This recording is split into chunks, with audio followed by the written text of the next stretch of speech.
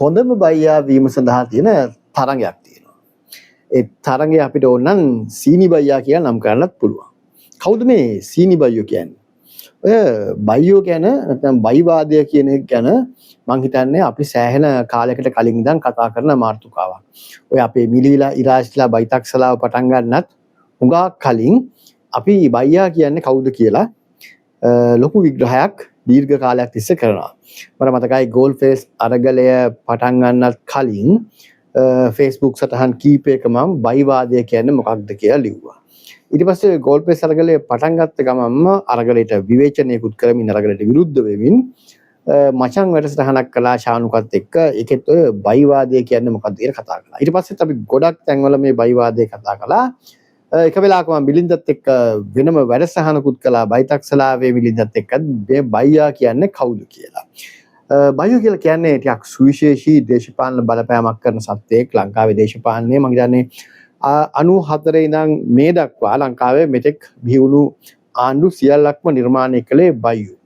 ඒ කියන්නේ බයියෝ නොවන ආණ්ඩුත් නිර්මාණය කළා. ඒ කියන්නේ උදාහරණයක් මෛත්‍රීපාල සිරිසේනගේ ආණ්ඩුව කියන්නේ යහපාලන ආණ්ඩුව කියලා කියන්නේ බයියන්ගේ ආණ්ඩුවක් නෙමෙයිනේ.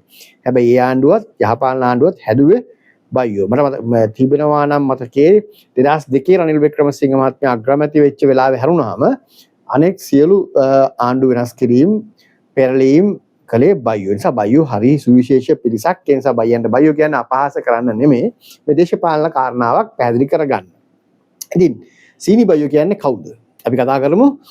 channel එක subscribe කරන කට්ටිය channel එක subscribe කරලා ඉන්න bell button එක click කරන්න අපේ වැඩසටහන එක දිගටම රැඳී ඉන්න. දැන් මේ දවස්වල සටනක් තිබෙනවා. ඔබ දැකලා තියෙනවද? විටින් විට මතුවලා විටින් විට මැකිලා යන. ඒ තමයි මේ මාලිමාව සහ විමල් වීරවංශ අතර. මාලිමාව සහ විමල් වීරවංශ අතර හොරකම් ගැන වංචා ගැන ප්‍රෙස් කන්ෆරන්ස් වල අර මේවා කියා ගන්න කෑ ගැහිලි නෙමෙයි. ඒ කෑ ගැහිල්ලන් අඩු වැඩි වෙන්න පුළුවන්. ඉදිරි අනාගතයේ තියෙන නඩු හබ අරවා මේවා එක්ක නේ. ඒ නිසා ඔය සද්දල කෑ ගහන ඒවා හුඟක් වෙනස් වෙනවා ඒවෙන්. නමුත් ඒවා ගැන නෙමෙයි මම මේ කතා කරන්න යන්නේ. විමල්ගේ සහ මාලිමාවේ තිබෙනවා අයිතිය සම්බන්ධයෙන් ප්‍රශ්නයක් මේ බයිවාදයේ. දැන් උදාහරණයක් විදිහට ඔය මාලිමාවට තියෙනවා නෙමෙයි දේශීය කර්මාන්ත පටන් ගැනීම, දේශීය කර්මාන්ත පිහිටවීම ඔන්නෝම රෝගයක්. ඒ කියන්නේ ඔය බයිවාදයේ එක කොටසක් තමයි ඔය ජාතික කර්මාන්ත, දේශීය කර්මාන්ත, මේ අප්සියරප සැටදේ සිරිසැපදේ වගේ කතා. එතකොට මේ ඒ බයිවාදයන් වල තියෙන එක ප්‍රධාන මූලාශ්‍රයක් ඒක මාලිමාවෙත් ඕක සැරට තියෙනවා.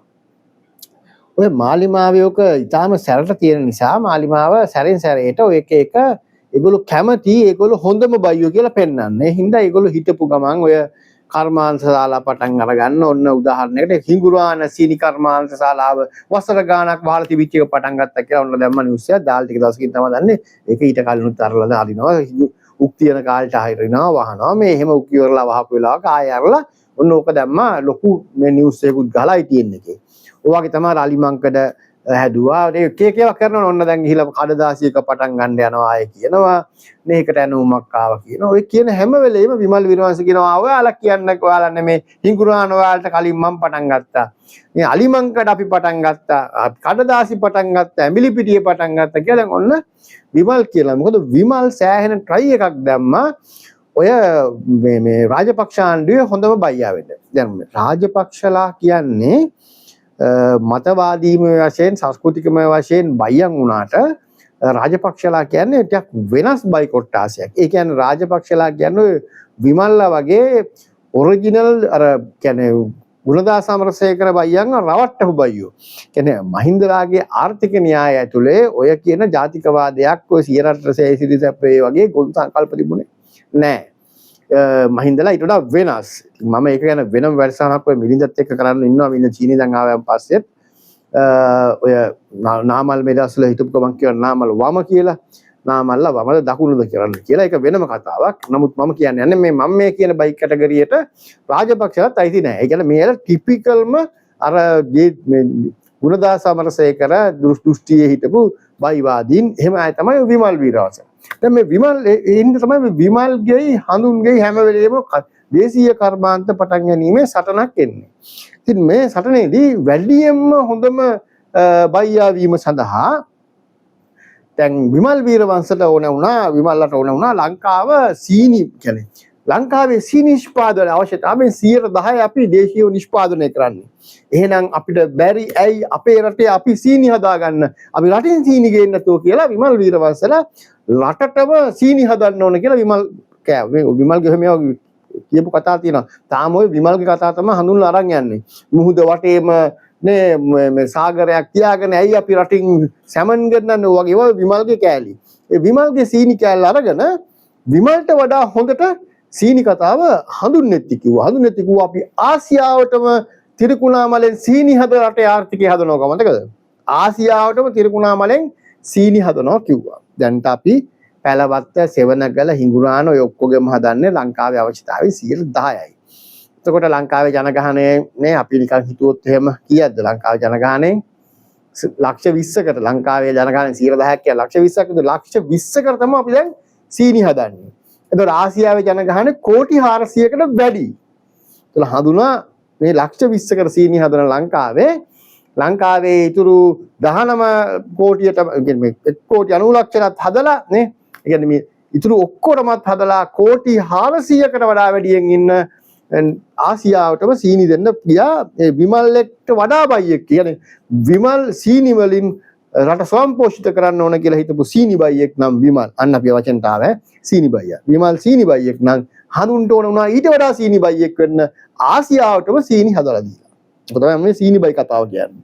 හැබැයි දැන් ලෝකේ ප්‍රධාන දෙවෙනි සීනි නිෂ්පාදකයා වෙච්ච ඉන්දියාවත් සාමාන්‍යයෙන් ලෝකේ 19%කට වගේ තමයි ලෝක නිෂ්පාදනයෙන් සීනි දෙන්නේ නේ. අපිට සීනි හදලා ආසියාවට දෙන්න බෑ. ඒ විහිළු කතාව පැත්තකින් තිබ්බත් ආසියාවට දෙන්න හෝ රටට දෙන්න හෝ මං කියන අර 10%ත් හදන්න ඕනද? මේ ප්‍රශ්නේ එන්නේ. දැන් මේ දවස්වල සෙවණගල සීනි කර්මාන්තශාලාව වැහෙන්න යනවා කියලා ලොකු සාකච්ඡාවක් තිබෙනවා. ඉතින් ඔය බයි මතවාදයේ කොයිතරම් ප්‍රබලයිද කියන එක තමයි මේ සජබයියෝ ඊළඟට ටොබයියෝ UNP කාර්යෝ සජබයයත් දැන් ඔන්න එකපාරට උතුරු දකුණු මාරු වෙලා දැන් අර මාලිමාව කරපුවා දැන් මාලිමාව ආසියාවටම සීනි දෙනවා කියනවා තොපි ආසියාවටම සීනි දෙන්න ගියා තොපේ සෙවණගලත් වහිලා කියලා දැන් ගහනකොට දන්නේම නැතු සෙවණගල ගහනවා ගුවාම නිකන් සෙවණගල වහන්න එපා වගේ එකක් නැත්තම් ඒක මේ දැන් දේශීය සීනි කර්මාන්තය රැකගන්න පැලවත් සෙවණගල හිඟුරාන මේ ඔක්කොම අනිවාර්යෙන් ආණ්ඩුව කරන්න තවත් කොහේ හරි උක් හදන්න ඕන වගේ එකකට ඔන්න කැරකිලා බයියොත් එනවා බයි මේ සෝරි ටොබයියොත් එනවා මේ ටොබයියෝ හදබයියොත් ඇවිල්ලා උනුත් බයියෝ වෙනවා ඊට පස්සේ නේ මම කියකේ මේ බයි වතවාදී ඉන්න බරපතලකම ඉතින් මම කියන්නේ ලංකාවේ තියෙන භූමි ප්‍රමාණයයි නේ ඊට පස්සේ අපේ ඒ භූමි ප්‍රමාණයෙන් සීනි හදන්න ගියන් පස්සේ යන යදොම්වල වියදමයි එක